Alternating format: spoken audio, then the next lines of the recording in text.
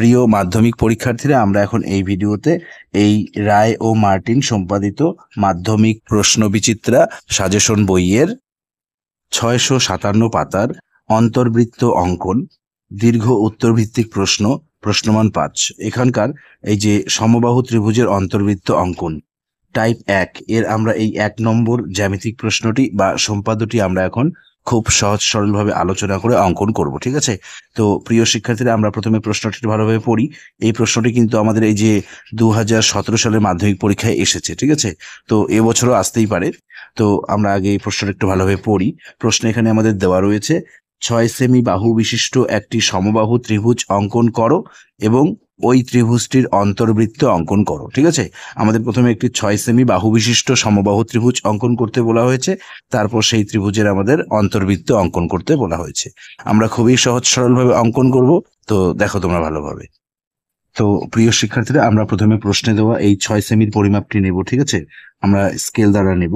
দেখো, এই যে শূন্যের বড় দাগ, এটি হচ্ছে মূল বিন্দু।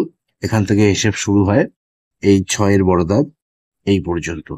ঠিক আছে, আমরা প্রথমে শূন্যের বড় দাগের এখানে একটি বিন্দু দিলাম, এরপর 6-এর বড় দাগের এখানে একটি বিন্দু দিলাম। ঠিক আছে, এরপর আমরা এই দুই বিন্দু যুক্ত করে দেব। এভাবে অঙ্কন করলে ভুল হওয়ার সম্ভাবনা থাকবে না। এটি হচ্ছে 6 সেমি।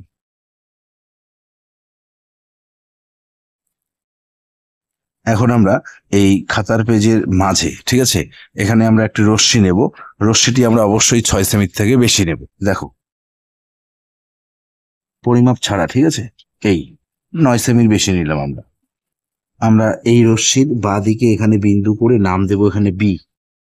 এই ডান দিকে রশ্মির চিহ্ন বিন্দু করে নাম দেব এক্স।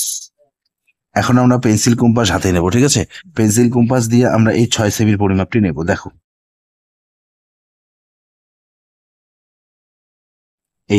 এভাবে আমরা পেন্সিল কম্পাস দিয়ে 6 সেমি পরিমাপটি নেব। ঠিক আছে, নিয়ে এই বি বিন্দুতে বসাবো। বসিয়ে এই এক্স রশ্মির দিকে এদিকে ডান দিকে বৃত্তচাপ কেটে নেব।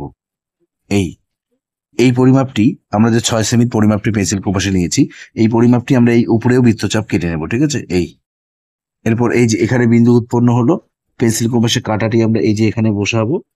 বসিয়ে উপরের বৃত্তচাপের উপরে এখানে আরেকটি বৃত্তচাপ কেটে নেব। ঠিক আছে, এই যে এখানে দুটি বৃত্তচাপ পরস্পর ছেদ করেছে, এখানে বিন্দু উৎপন্ন হয়েছে। এই বিন্দুর নাম দেব আমরা এ এবং এই বিন্দুর নাম দেব আমরা সি। এখন আমরা স্কেল দ্বারা এই এ আর বি বিন্দু প্রথমে যুক্ত করে দেব। এরপর এই এ আর সি বিন্দু আমরা যুক্ত করে দেব। ঠিক আছে, তো প্রিয় শিক্ষার্থীরা, এই যে এ বি সি 6 সেমি বাহু বিশিষ্ট আমরা সমবাহু ত্রিভুজটি অঙ্কন করলাম। ঠিক আছে, এখন আমরা এই ত্রিভুজের অন্তর্বৃত্ত অঙ্কন করব। তো অন্তর্বৃত্তটা অঙ্কন করার জন্য আমরা এই ত্রিভুজের এই বি কোণ আর সি কোণকে সমদ্বিখণ্ডিত করব। দেখো, সমদ্বিখণ্ডিত করার জন্য পেন্সিল কম্পাসটি আমরা হাতে নেব, নিয়ে এভাবে চিকন করে একটি যে কোনো পরিমাপ নেব। ঠিক আছে, নিয়ে প্রথমে সি বিন্দুতে বসাবো। বসিয়ে এই একটি বৃত্তচাপ কেটে নেব। এই পরিমাপটি, যে পরিমাপ দিয়ে আমরা এই বৃত্তচাপটি কাটলাম, এই পরিমাপটি থাকবে। এখানে বিন্দু উৎপন্ন হয়েছে, এখানে বসাতে হবে। বসিয়ে এই একটি বৃত্তচাপ এবং এই যে এখানে বিন্দু উৎপন্ন হয়েছে, এখানে বসাতে হবে।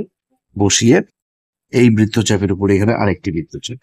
ঠিক আছে, এই পরিমাপটি আমরা এই বি বিন্দুতে বসাবো। বসিয়ে এখানে একটি বৃত্তচাপ কাটবো এবং এই যে এখানে বিন্দু উৎপন্ন হয়েছে, এখানে বসাবো। বসিয়ে এদিকে আরেকটি বৃত্তচাপ। এরপর এই যে এখানে বিন্দু উৎপন্ন হয়েছে, এখানে বসাবো। বসিয়ে এই বৃত্তচাপের উপরে আরেকটি বৃত্তচাপ কেটে নেব। ঠিক আছে, এই যে এখানে দুটি বৃত্তচাপ পরস্পর ছেদ করেছে, এখানে বিন্দু উৎপন্ন হয়েছে এবং এখানেও বিন্দু উৎপন্ন হয়েছে। এখন আমরা স্কেল দ্বারা এই সি বিন্দু আর এই বিন্দু ভালোভাবে যুক্ত করে দেব। ঠিক আছে, দেখো, একইভাবে আমরা এই বি বিন্দু আর এই বিন্দুও যুক্ত করে দেব।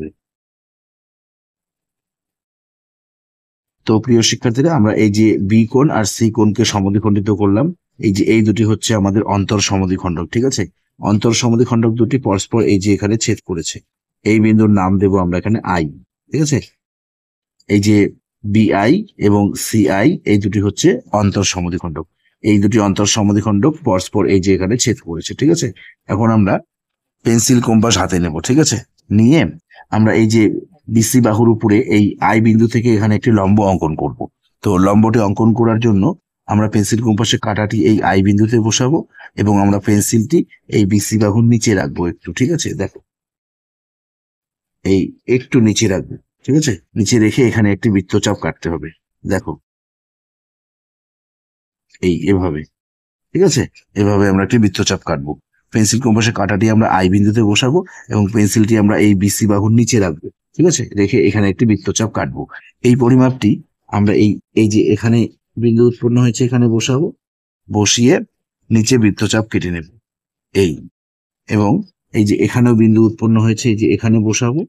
এখন যে বৃত্তচাপটি আমরা কাটলাম সেই বিন্দুতে, ঠিক আছে?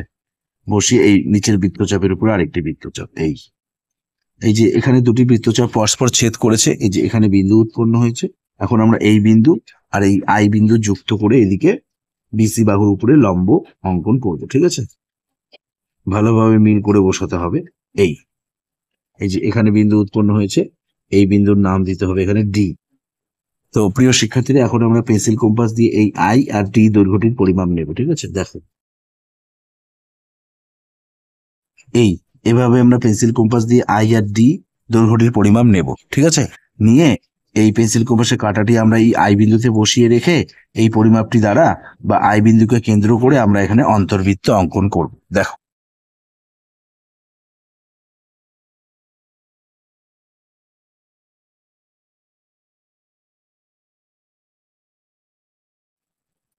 তো প্রিয় শিক্ষার্থীরা, আমরা এই যে এ বি সি 6 সেমি বাহু বিশিষ্ট সমবাহু ত্রিভুজের আমরা অন্তর্বৃত্তটি অঙ্কন করলাম, ঠিক আছে? আমরা এখানে বাহুর নামগুলি লিখে দেই। এটি হচ্ছে 6 সেমি, এটি 6 সেমি, এটি 6 সেমি। তো প্রিয় শিক্ষার্থীরা, আমরা এই যে জ্যামিতিক চিত্রটি বা সম্পাদটি আমরা পরীক্ষার খাতায় অঙ্কন করব। অঙ্কন করার পর এই চিত্রটির বা সম্পাদটির নিচে আমরা একটি লাইন সাজিয়ে লিখবো, ঠিক আছে? দেখো, সুতরাং এ বি সি 6 সেমি বাহু বিশিষ্ট সমবাহু ত্রিভুজের অন্তর্বৃত্ত অঙ্কন করা হলো, যার অন্তর্ব্যাসার্ধ আইডি সমান, আমরা স্কেল দ্বারা আইডির পরিমাপ মেপে নেব, 1.1234567 1.7 সেমি, প্রায় 7 সেমি প্রায়।